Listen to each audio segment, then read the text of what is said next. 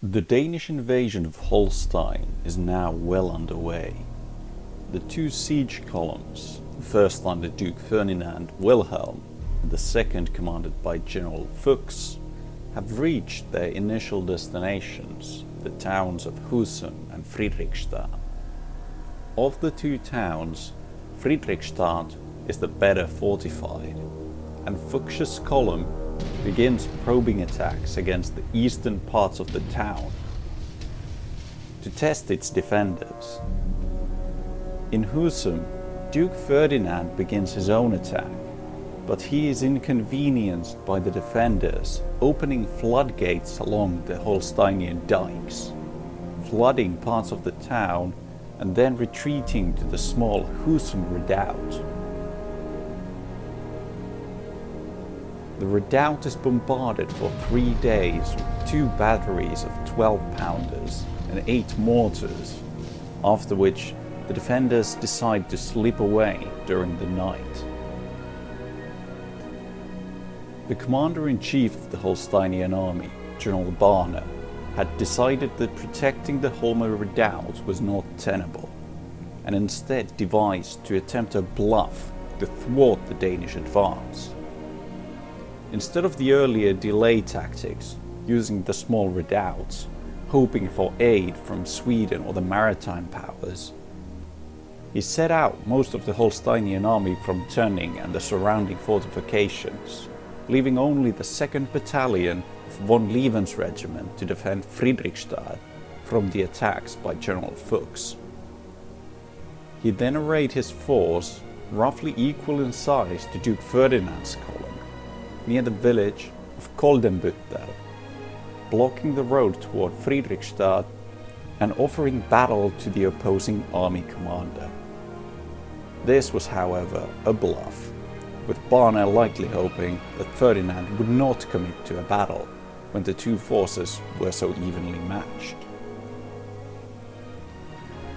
The Danes, however, saw no reason in stopping, and on the morning of the 13th of April began to march southward from Husum.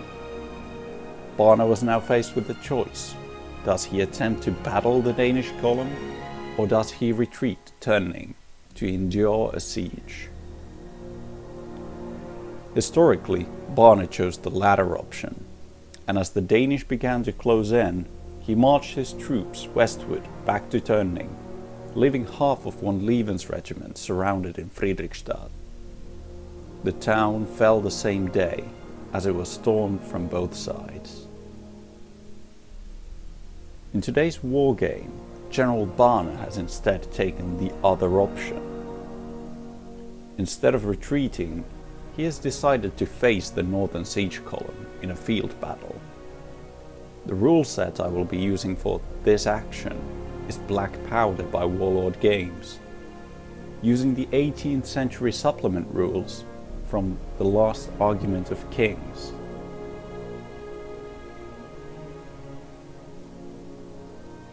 The two forces are roughly equally matched. The Danish siege column of Duke Ferdinand consists of 3 brigades, totaling 7 infantry battalions and 2 cavalry squadrons.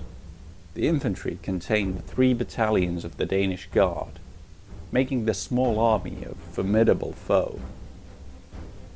The Danish also have an artillery battery available to them, though it has yet to arrive from the siege lines back in Husum. The Holsteinian army under Barner also has 3 brigades. In the 1st brigade are the native Holsteinian regiments, in the 2nd the Holsteinian Dragoon Guards and the Drabant. The 3rd brigade consists of Swedish regiments that had been given as mercenaries to the Duke of Holstein to bolster the duchy's numbers. As these Swedish regiments are pulled from the German garrison regiments of Wismar and Bremen, they are armed only with muskets rather than with the 1/3 pikes, typical of the Swedish infantry of the period. The battlefield around Koldenbüttel is a typical area of western Holstein. The land is a mixture of farmland and pasture with scarce trees. The roads pass along the various dikes. the height of which provides some variation to the otherwise extremely flat ground. The objectives for the battle are twofold. The village of Koldenbüttel stands near an important crossroad, leading to the main southward road to Friedrichstadt. To the southwest of the field lies the road towards Tönning, providing the Holsteinian army with an option for retreat. For a decisive victory that would cause the capitulation of the Duchy of Holstein, the Danish had to hold both objectives at the end of the game.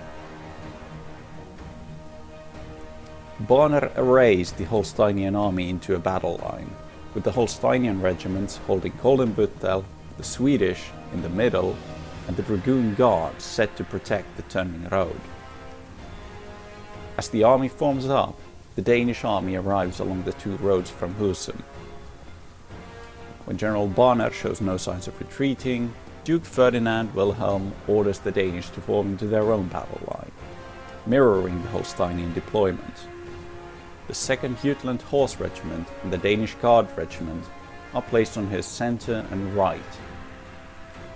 His plan is to strike hard at the Tönning road with his heavier cavalry and surround the rest of the Holsteinian troops at Koldenbüttel with no option of retreat. Bonner has also opted for an aggressive approach. Sending his dragoons along the returning road, he attempts to strike at the Danish flank himself using his aggressive Swedish troops and cavalry. The rapid redeployment of his line, however, does not materialize, as the battle line is slow to get going. The Danish begin their own advance. The Jutland horse forms up to prepare for a cavalry action to come, and the infantry begin their march towards their opposition. The wet fields slow the advance of the Danish Guard, while Prince George's regiment advances overzealously towards Koldenbüttel, leaving them out of position. 3 battalions of Holsteinian infantry advance to meet them and let out the first volley of the battle, albeit to not that much effect. Meanwhile, the rest of the Danish army advances up to their enemy, beginning the line battle in earnest. Another volley near the village drives off the 1st battalion of Prince George's regiment.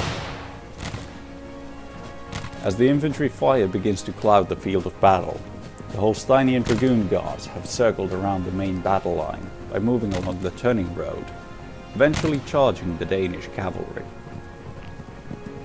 While the Jutland Horse Regiment countercharge, the Dragoons prove victorious, driving back their foes. Their victory is however short-lived, as during the pursuit, Colonel Uttervik rallies his men, forcing back the Dragoons and routing some of them all the way back to Tönning. Another charge by the heavier Danish cavalry drives off the remaining of the Holsteinian Dragoons, leaving the Tönning road defenseless. However, misunderstood orders caused the reserve battalion of the Danish Guard Infantry to not advance onto the road.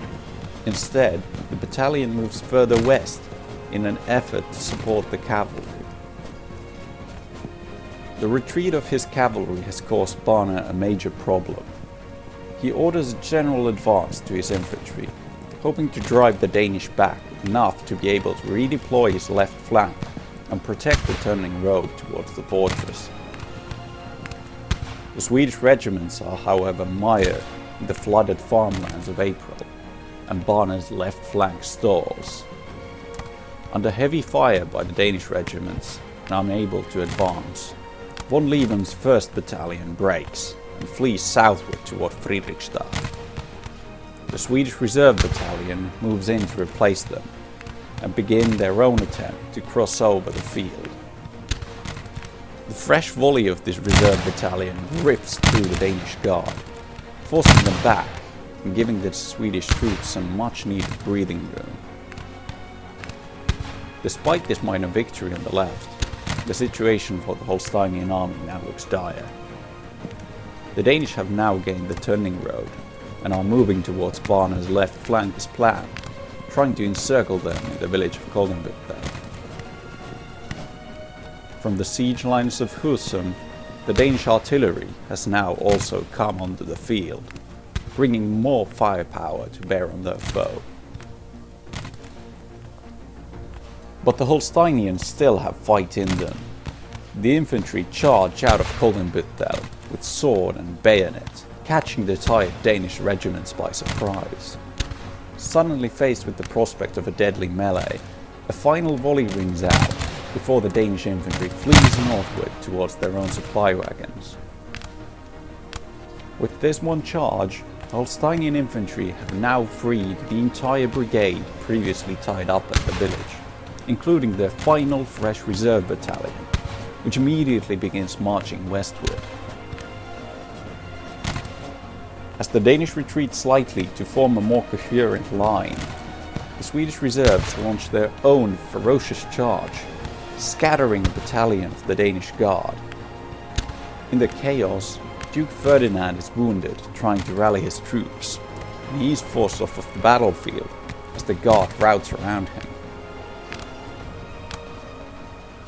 Instead of appointing another commander, the wounded Duke orders a general retreat, choosing not to continue the battle any longer. While the remaining Jutland horse and one battalion of the guard hold the Tönning road, the Danish force is no longer strong enough to prevent the Holsteinian army from marching there with most of their force and sweeping them aside. If he were to try and hold the Tönning road, the Danes would have to abandon the road towards Husum, and the Holsteinian army might instead choose to strike at the Danish supply wagons and siege artillery, which would then cause major delays to any attempt to siege Tönning later. While the battle is a minor tactical Holsteinian victory, Ferdinand is not too worried about the outcome. The Holsteinian army was deployed in full force, while he can still double his numbers after Fuchs's column joins him from Friedrichstadt. The losses on the Danish side were not major. Most of the routs were caused by infantry fleeing the bayonet, and with little cavalry on either side, pursuit of the fleeing had been nigh on impossible. The Danish also still have their strong artillery train, which did not have the time to take part in this engagement. Seeing the Danish retreat only leaves Barne with one realistic option: retreat to Tönning. With his limited cavalry having already fled, he cannot stay in the open field and wait for the Danish artillery to organize and deploy to an effective range. His rear to the south is already precarious, with Friedrichstadt only being held by a single battalion against a force nearly 10 times the size. As the evening advances, the Holsteinian troops march on back to Tönning, leaving the garrison of Friedrichstadt to hold their own. As Friedrichstadt falls and the Danish siege columns move to Tönning, the question remains: how long can the Holsteinian army hold out? How long until reinforcements will arrive? And when they do, who will it be?